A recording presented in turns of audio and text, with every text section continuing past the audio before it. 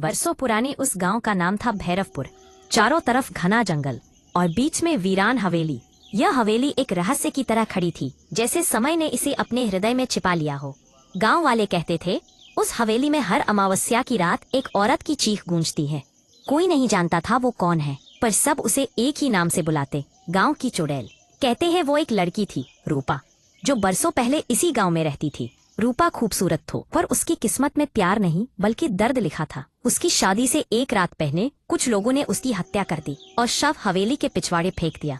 तब से उसकी आत्मा उस हवेली में भटकती है, अपनी अधूरी शादी और बदला लेने के लिए। रात के 12 बजे हवेली से अक्सर पायल की झंकार सुनाई देती। कोई देखे तो सफेद साड़ी में खुले बालों वाली औरत दीवारों पर चलती दिखती। गांव के लोग वहां से दूर दूर रहते, कहते जिसने भी हवेली में कदम रखा वो लौटा नहीं।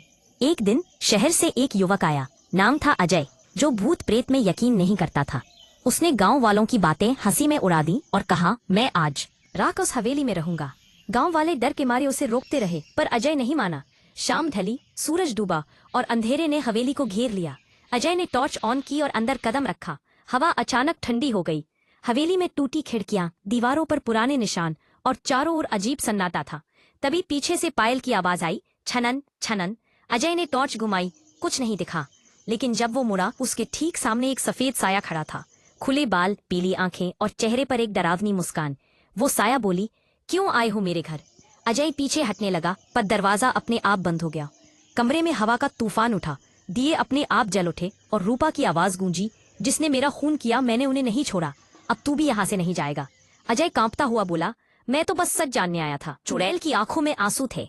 सच जानना है तो मेरी राख नदी में बहा देना। उस दिन के गांव वाले जब हवेली पहुंचे, अजय होश में पड़ा था और उसके हाथ में राख का कलश था।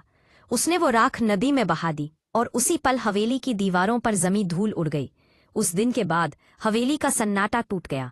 चुड़ैल की आत्मा को मोक्ष मिल गया और गांव वाले आज भी कहते हैं, जिसने सच में न्याय किया उसी को आत्मा ने माफ किया।